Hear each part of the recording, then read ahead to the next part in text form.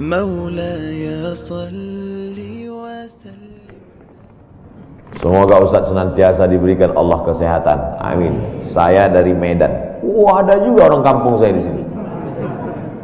Bagaimana cara bakti seorang anak? Cara membahagiakan orang tua berjarak jauh dengan kita, sedangkan bertemu dekat bersama orang tua mungkin hanya 1 tahun sekali, Idul Fitri saja, karena harus bekerja di PT Antam Tbk Sulawesi Tenggara. Ada sesuatu yang tak bisa kita bayar dengan uang. Tak bisa dibayar dengan uang. Yang bisa merasakan ini orang yang orang tuanya sudah meninggal. Yang masih hidup tak bisa. Lam ya'rif man lam yadhuq. Yang tak pernah merasakannya tak bisa menceritakannya, karena tak bisa dirasakan.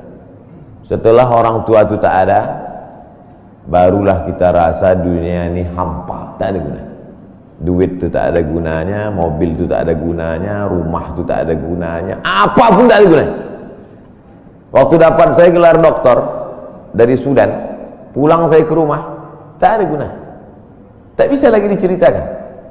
Dulu apapun yang dapat diceritakan, mak, aku dapat sorban dari mak, aku dapat peci. Setelah pulang tadi, pulang dari Brunei dapat gelar visiting profesor di Universitas Islam Sultan Syarif Ali. Tak ada gunanya, hampa. Paling-paling ditulis di baleho aja, profesor, dokter. Tak ada. Untuk menunjukkan bahwa kita bukan ustadz kaleng-kaleng. Nanti setelah dia tidak ada, barulah kau cari mana kain yang pernah dia pakai dulu, mana sajadah yang dulu dia pakai waktu sholat, di mana dia dulu sering duduk. Bekas tempat duduknya aja pun bisa menghilangkan rindu. Bekas tempat dia duduk dulu, tempat dia duduk makan kacang sambil minum teh, duduk kau di situ bisa menghilangkan rindu. Quran yang dia baca dulu lengkap dengan rehalnya, bangun kau tengah malam, kau bentang sajadah, duduk kau di situ, kau buka Quran yang dia baca dulu, hilang rindu. Tapi setelah dia tak ada, makanya mumpung dia masih ada, ciumlah tangannya, peluklah badannya, ciumlah keningnya. Kalau kau ada duit, kirimlah. Tak bisa, karena cari makan jauh Pak Ustaz, mesti terbangun dari Sumatera sampai kemari. Apa boleh buat? Memang begitu kondisi ekonomi kita sekarang.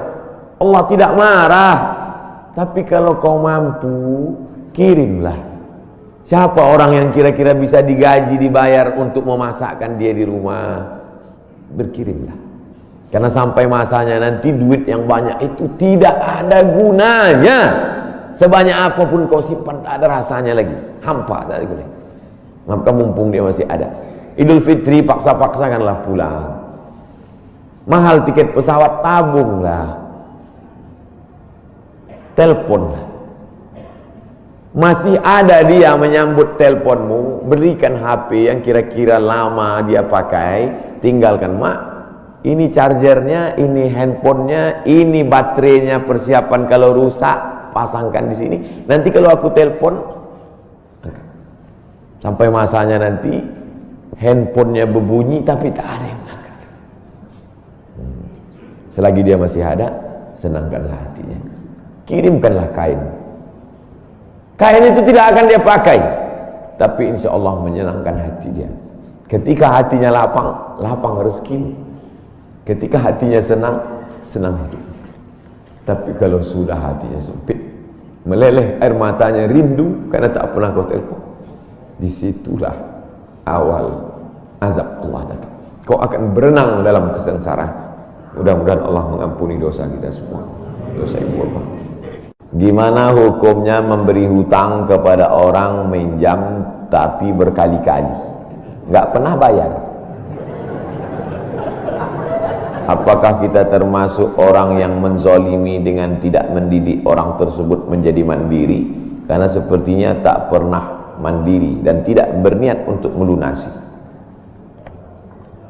Ayat yang paling panjang dalam Al-Quran, surat Al-Baqarah 282. Satu lembar.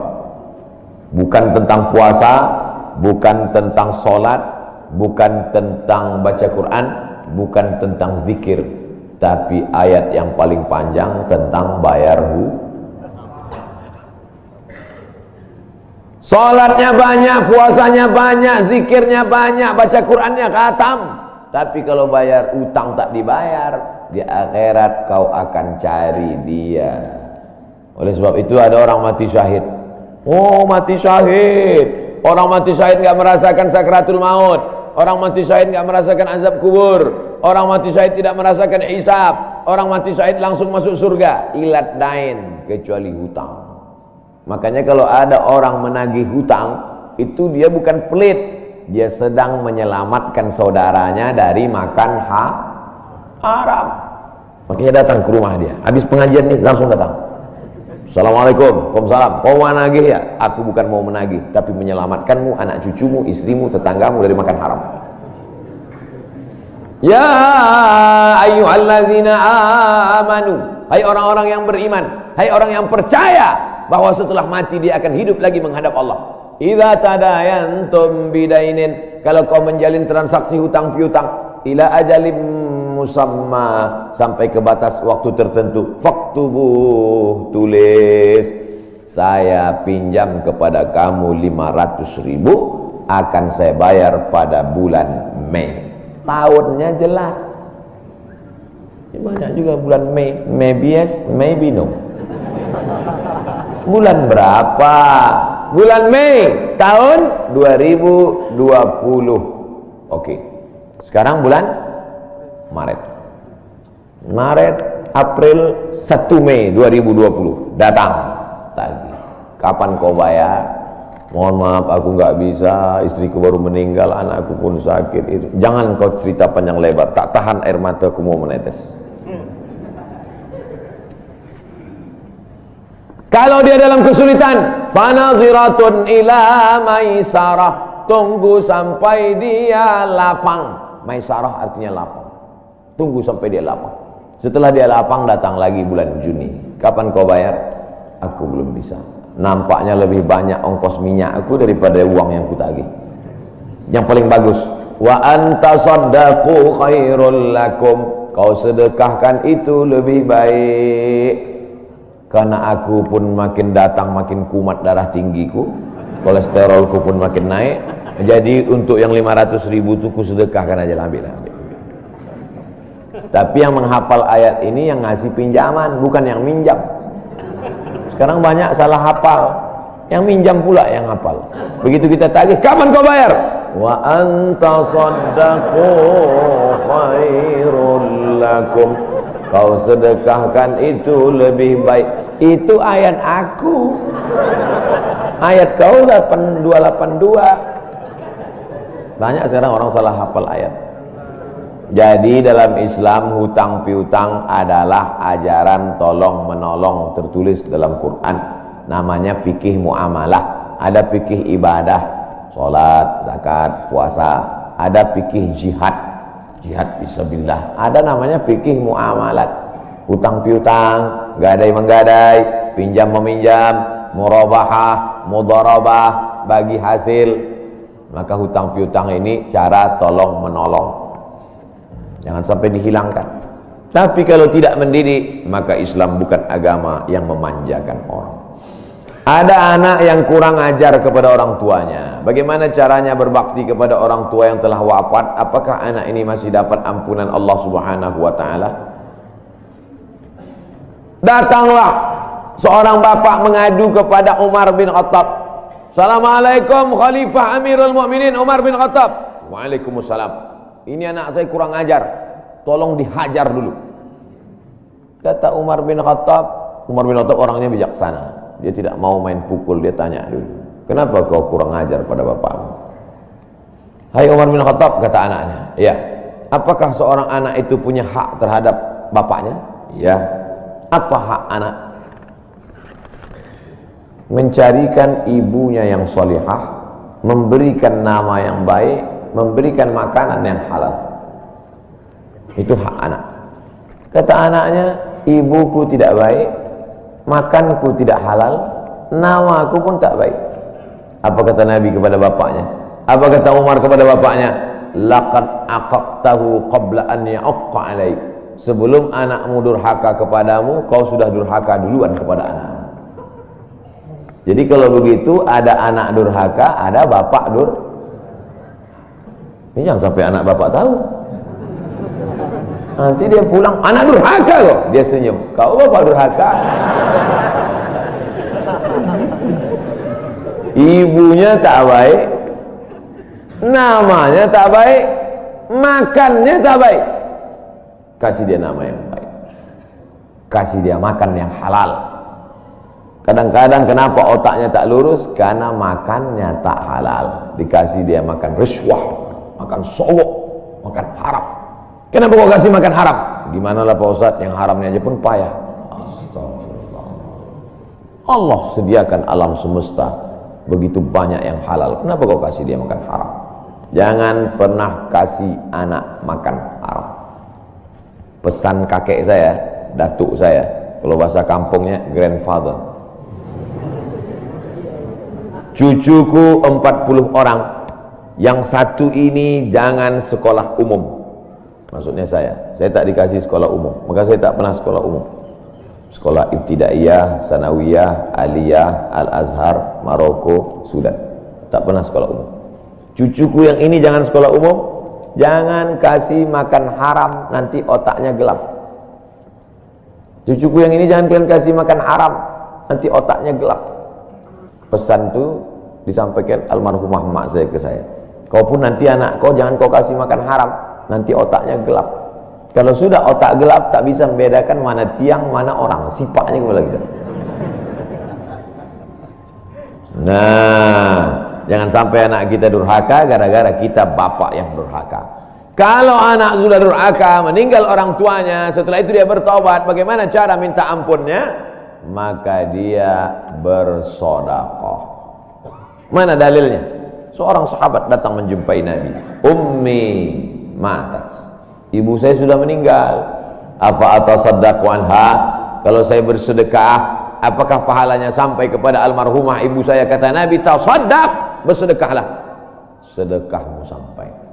Maka wahai anak-anak durhaka yang sudah mati ibu dan bapakmu, maka datang kau habis pengajian ini langsung ke tempat anak yatim, panti jompo, sekolah-sekolah, pondok pesantren. Tanya Pak Kiai, Pak Kiai, apa yang kurang di pesantren ini? WC. Karena pesantren santrinya 1000, WC-nya 2. Bayangkan panjang antriannya. Berapa yang keluar dalam celana? Saya bangunkan WC, pahalanya mengalir untuk almarhumah. Maka pagi, petang, siang, malam mengalir pahalanya. Sedekah. Ayu sedekah tu afdal. Apa sedekah yang paling afdal? Sakyul ma, memberi air minum.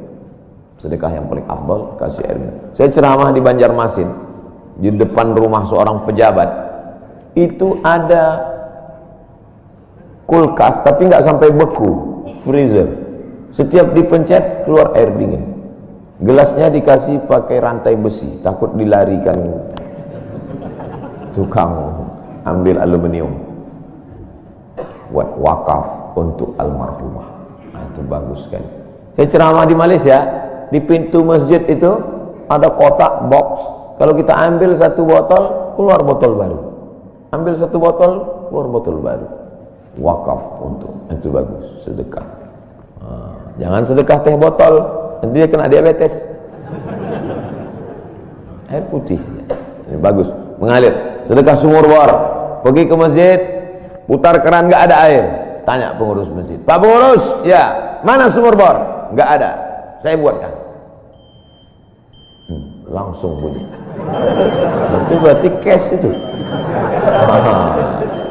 Begitu cara berbakti pada orang tua dengan sedekah.